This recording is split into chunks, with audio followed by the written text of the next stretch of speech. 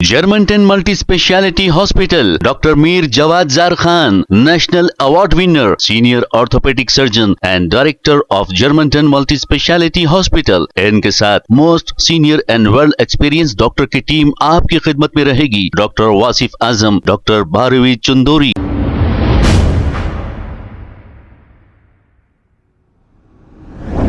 अस्सलाम वालेकुम नाजरीन, 7H न्यूज सच को रखे आपके आगे। दिल्ली के इलेक्शंस पर ओखला कॉन्स्टिट्यूंसी के लोगों से Amjadullah Khan MBT spokes person ने यह अपील की है कि दिल्ली में आम आदमी पार्टी के कैंडिडेट को वोट देकर भारी अक्सरियत से जिताए और बीजेपी को सबक सिखाएं। आइए देखते हैं ये रिपोर्ट। अस्सलाम वालेकुम, मैं अमजदुल्ला खान स्पोक्समैन एमबीटी। तमाम ओखला असेंबली कॉन्स्टिट्यूंसी के उम्मीदवारों से मेरी गुजारिश है कि आप बगैर किसी इंतशार में पड़े के आपके जो हरदिल अजीज़ आम आदमी पार्टी के उम्मीदवार हैं अमानतुल्लाह साहब, जिनका निशान झाड़ू है और 1 नंबर पर है, आप तमाम हजरात जाकर उन्हें वोट देकर भारी अक्सरियत से कामयाब करिए और इंशाल्लाह फिर 8 तारीख के दिन आपकी हमारी मुलाकात होगी जिस दिन रिज़ल्ट आएगा।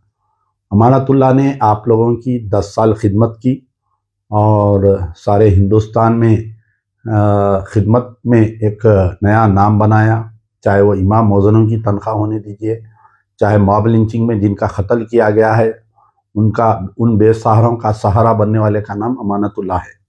तो ऐसे कई कारनामे हैं, लोग आपके दरमियान में आए हैं इंतशार पैदा करने के लिए। उन तमाम इंतशार को आज ख़त्म कर दीजिए। आज पूरा इलेक्शन ख़त्म हो गया, कल का एक दिन है और परसों पोलिंग है। फजर के साथ ही आप तमाम लोग उठकर बड़े पैमाने पर अमानतुल्लाह को कामयाब करिए। और बहुत ही संगीन मुकाबला है क्योंकि 3 मुस्लिम कैंडिडेट हैं वहाँ पर। एक AIMIM का कैंडिडेट है, एक कांग्रेस का कैंडिडेट है और एक, अगर खुदा ना खास्ता वोट तकसीम होंगे आप लोगों के, अगर एक तरफा पोलिंग अमानतुल्लाह के फेवर में नहीं होगी तो वहाँ पर फिर बीजेपी के जीतने के इम्कानात होंगे। बाद में हम 5 साल रोते बैठने से बेहतर है कि 5 तारीख के दिन सही फैसला करें और 1 नंबर झाड़ू के निशान पर मोहर लगाकर बटन दबाकर अमानतुल्लाह को भारी अक्सरियत से कामयाब करिए। अस्सलाम वालेकुम, मैं डॉक्टर जरार हुसैन रिजवी। कुछ बातें इस इलेक्शन से मुताल्लिक कुछ वजाहतें करनी ज़रूरी हैं। अमानतुल्लाह खान पे 2-3 एतराज़ लोग करते हैं, जिनमें सबसे बड़ा एतराज़ ये है कि मरकज़ अरविंद केजरीवाल ने बंद कराया था, तबलीग जमात का मरकज़। मैं इस चीज़ का ऐनी गवाह हूँ, बल्कि बहुत से मामलात में मैं साथ भी रहा हूँ। मरकज़ जिन हालात में जो भी चाहे, जिन हालात में बंद हुआ हो, मैं अरविंद केजरीवाल की तरफ से कोई सफाई नहीं दे रहा हूँ, लेकिन अगर मरकज़ को खुलवाने का कोई क्रेडिट जाता है तो सिर्फ और सिर्फ अमानतुल्लाह खान को जाता है, क्योंकि मुकदमा कायम हो चुका था और जमात की एक पॉलिसी है कि वो किसी अदालत में रुजू नहीं करती। मरकज़ की तरफ से मुकदमा अमानतुल्लाह खान ने लड़ा और महंगे से महंगे वकील उस शख्स ने अपनी ज़ाती अखराजात पे किए और नतीजा ये हुआ कि मरकज़ को खोलने का हुक्म हुआ और उसकी चाबी अमानतुल्लाह, चूँकि वक्फ बोर्ड के चेयरमैन थे, सब वक्फ बोर्ड के चेयरमैन ने मरकज़ की लड़ाई लड़ी है, यानी कि हुकूमत और हुकूमत की लड़ाई थी। एक तरफ मरकज़ी हुकूमत नरेंद्र मोदी की थी, जिसकी तरफ से तुषार मेहता जो हिंदुस्तान का सबसे बड़ा वकील है वो आता था, इधर से अमानतुल्लाह खान ने वकील कर रखे थे। अल्लाह ताला ने हक को जीत दिलाई और मरकज़ खुला और वो उसका सिर्फ और सिर्फ क्रेडिट शख्स अमानतुल्लाह खान को जाता है, जिसका वो जिक्र करना मुनासिब नहीं समझते। मैं चूंकि बीच में था इसलिए इसकी वजाहत कर रहा हूँ। दूसरी चीज़, लोग कहते हैं कि उन्होंने तरक्याती काम नहीं कराए।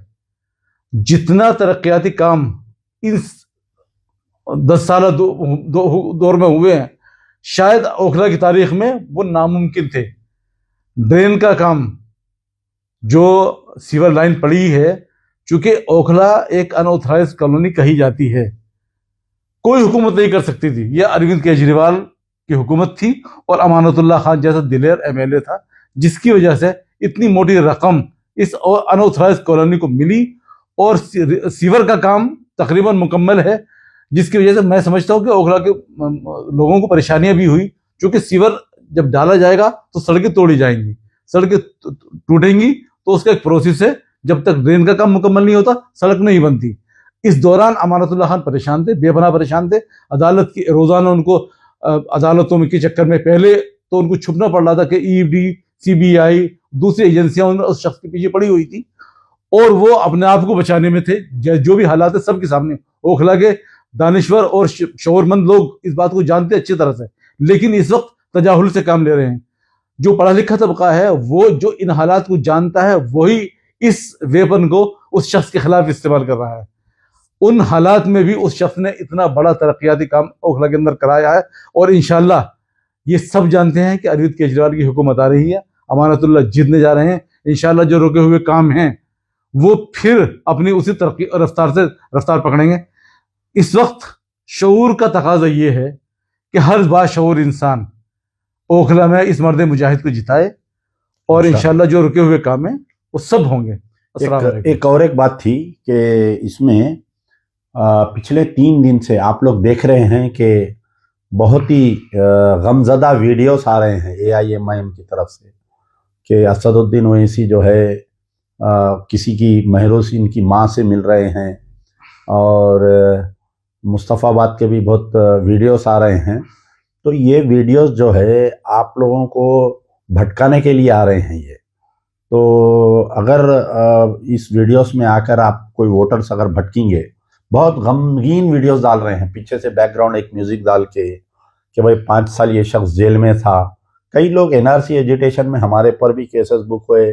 हिंदुस्तान के तकरीबन मुसलमान जितने भी एजिटेशन में हिस्सा लिए वो हुए, केसेस बुक हुए। कई लोग गुजरात के फिसादात के जब से अभी तक भी जेल में है कई लोग, ना बेल हो रही, ना उनका FIR इश्यू यानी उनका चार्जशीट फाइनल नहीं हो रहा। तो उसमें कई लोगों में कई लोगों में एक शिफाउर रहमान भी है उसमें। तो यकीनन शिफाउर रहमान के लिए हम दुआ करेंगे, उनकी रिहाई के लिए। शिफाउर रहमान के साथ साथ तमाम महरूसिन के लिए हम दुआ करेंगे।